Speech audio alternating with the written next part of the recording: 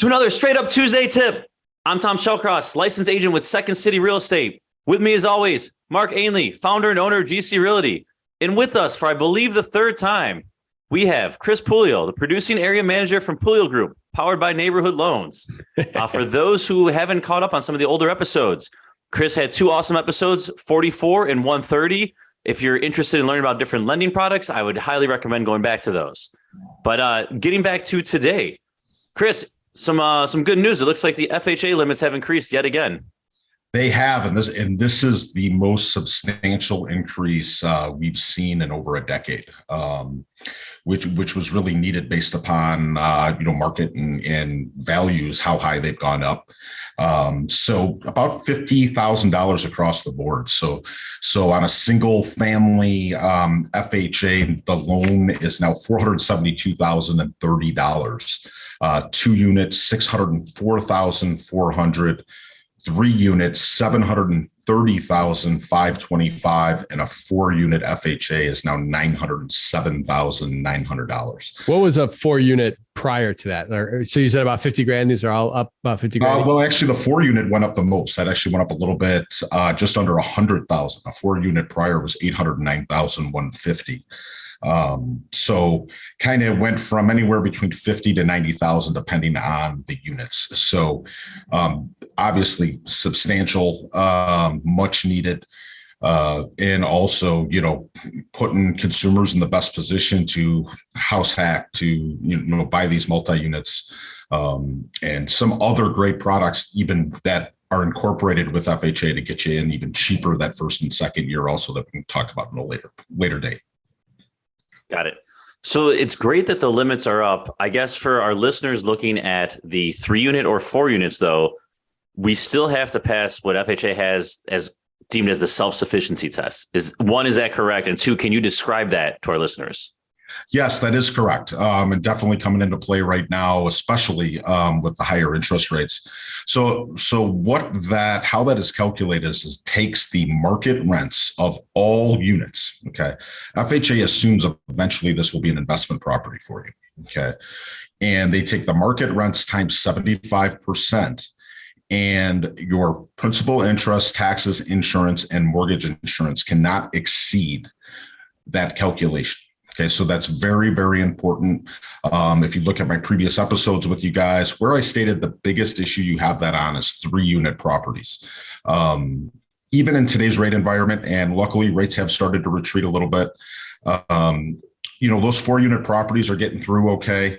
1 and 2 units, you do not have a self-sufficiency test. So really that 3-unit and 4-unit, you want to definitely talk to me before you put an offer in, so that way we can calculate what that maximum loan amount would be to make sure you have enough for a down payment. Got it. And a question to piggyback on that, if someone's looking to do a rehab, right, we still have these same limits. Someone might be sitting here with a 4-unit being like, well, I'm not going to spend $900K, but they might want to do, it might be a $600K purchase, and now they can do $150K rehab or whatever the case may be. How do they calculate self-sufficiency? So someone's buying a property, planned rehab, rolled into the loan. Are they doing the market rents post, the assumed market rents post construction? Correct. So and what you're talking about is like a FHA 203K, where they're financing any improvements to the property that they want to, whether it be a streamline or a full-blown 203K. It is the end loan because that is calculated to how much you are borrowing, right? Which affects your payment. So that payment, that finalized payment does have to pass that self-sufficiency test. Got it. When is this go into effect? For FHA, it is January 1st. I know some of your listeners have reached out in the past, as well as some of the conforming on the larger scale projects, 3-unit, 4 units in different states. It's a great time to also state that, our company is licensed in, I believe, 46, 47 states. Myself, by the end of the year, should be around 30 states. So in California, some of those other high balance states, you do have to be careful and calculate, but conforming loan limits have also increased pretty dramatically as well, for those with larger down payment or looking for straight up investment purchases also. And the conforming loans, they've gone up similar type percentage as FHA, or is it even? Yeah, similar. So conforming, you're looking at almost just under 1.4 million for a 4-unit, 1.1 million, a little bit more than that on a 3-unit, 929,000 for a 2-unit, 726,000 on a single unit property. That's pretty substantial, especially here locally where I sit today. We're recording. And to be clear, those are loan sizes, correct? Correct. We're recording this just about the second week of December. You mentioned something about rates potentially looking more attractive. What are you seeing on your side when it comes to rates right now? Well, rates about a month ago, kind of what we feel peaked. You were seeing them all the way up in the mid 7s. Right now, they are firmly under 7% if you qualify and meet all the qualifications. Last week, even some in the mid 6s, depending on the day. Also, FHA, again, something we can get into at a later date. Highly recommend having your realtors talk to me before any offer goes in, using seller credits to use a 2-1 buy down. That first year's interest rate is actually 2% under market, while still being on a 30-year fixed. So there is a great program out there to make you more cash flow positive that first year you're getting it. And as always, as rates come down, at the Puleo group here, we will refinance you at no closing costs anytime in the future, which is very important in this market, because you might end up doing that 2, 3, 4 times, depending on how quickly they fall.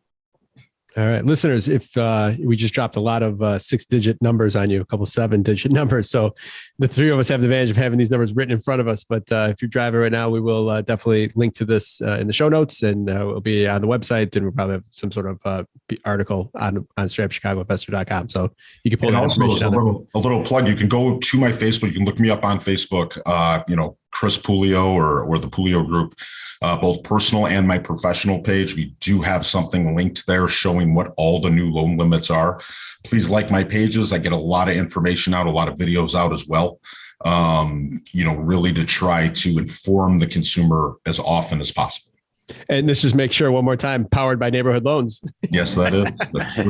Best company out there. I promise you that. I love the powered by. It's awesome. So Chris, FHA is a great product. It allows people to put a minimal amount down and to really, your cash on cash and your returns look very attractive then, right? Because you have a minimal amount of money in the deal for a bigger size property. Absolutely. The most bang for the buck, and opens up your cash flow for future acquisitions. Yeah, it's a great product. But on the flip side, what would be some just warnings, or if someone's looking to do FHA, like, hey, just to, you have PMI, you're going to be highly leveraged. Like, just talk to us a little about that for someone who might not be familiar with the product and say, wow, this sounds awesome. Like, give the whole perspective though, just so everyone knows the entire landscape. Absolutely. And this is one of my favorite things to talk about too, because there's a misconception about FHA on a lot of levels. One, that it's a first-time home buyer program. It's not. As long as you don't have a current FHA loan, you can't acquire another, an FHA loan, even if you had one in the past. The other thing is there's a stigma among agents and sellers that an FHA loan is much more difficult to get than conventional. That's absolutely false. In fact, the requirements to get approved for an FHA loan are so much easier than conventional. And that's what sellers don't understand. And everyone's worried about what they call the FHA inspection, which is really just part of the appraisal process. The appraiser goes around and checks to make sure for safety hazards. Chipped and peeling paint, our handrails in, to make sure there's no visible mold or anything that would, trigger something that would already be done on the inspection that you'll know about. But they're usually minimal safety hazards, which scare realtors or sellers. But I don't want to get an FHA contract because of the inspection. It's really not that difficult. And it's, just because you write as is on a contract doesn't mean that a mortgage company is going to lend on it. So that's the other thing that a lot of realtors have to understand. As is doesn't mean anything in the mortgage world. Typically FHA loans are an easier process and approval. And if there is minimal things that we have to take care of, we can all work together and make sure those are taken care of. Good stuff. Mark, anything else? That's a wrap. Let's get to that Chicago fact. All right, who are we playing for? All right. Anyone that's over 35 will laugh about this 80s commercial, but we're playing for 𝗏𝗏𝗏𝗏 out of Evanston. So we're not making fun of you, Juan. It's a coffee commercial in the 80s or early 90s. That's what I think of when I read your name. All right. So Chris, Mark gets first shot at this, but then you get a shot as well. Okay. All right. We're recording this on a Monday. I was actually at the Bears-Packers game yesterday. And I know, Chris, I see your social media posts. You're coaching your kids' team all the time. So I figured we do a Bears question. Nice. All right. So, Mark, the Bears-Packers rivalry, storied, began in 1921. The two teams have played over 200 times. The Bears have played every single one of their home games against the Packers in the city of Chicago, with the exception of one game. Where was that one home game played outside of city limits? Oh, I know this, and I know why you're asking this. I was going to say the hint would be yours truly was there, but go for it. It was U of I, University of Illinois, when they're redoing the stadium back in 2002, 3, something like that. The fall of 2002. Nicely done, Mark. Nice. Chris, you had that one as well? I did. I'm a huge Bears fan, and what many of you don't know is my grandmother was George Halas's secretary for 25 years. So I grew up down in the Bears offices. I was very young, so Bears trivia, I got you. So if you ever have a Bears question, let me know. Man, we'll turn it up a notch next time. We'll make it so easy. Yeah. But yeah, I remember a side note. You remember when I was a kid, the Packers would play one game a year down in Milwaukee Brewer Stadium, County Stadium. I remember that growing up. So I thought you were going with that question. Yeah, I was starting to think Wrigley Field. I thought it was going to be a question of what stadiums have the Bears played outside of Soldier Field, and it would be Champaign-Urbana, Wrigley Field. And I think they played one game at Evanston, if I remember correctly. All right. Well, 𝗏𝗏𝗏𝗏𝗏, you won a $50 gift card brought to you by Renovo Financial, and we are excited to send that out to you. Chris, thank you, as always, for coming back a third time. We only have a handful of people who've been here 3 times. So the hat trick. You're part of the elite. Tom, thank you as always, listeners. I'm going to put all this information onto our website. There's a lot of numbers here. Make sure that you are understanding what your new limits are, because there's a lot of opportunity here that you might not have been looking at 2 weeks ago. So if you have any questions, you can reach out to Chris, reference our website. Chris, thank you again. Tom, thank you as always. Listeners, we'll see you Thursday. Thank you. Thanks all.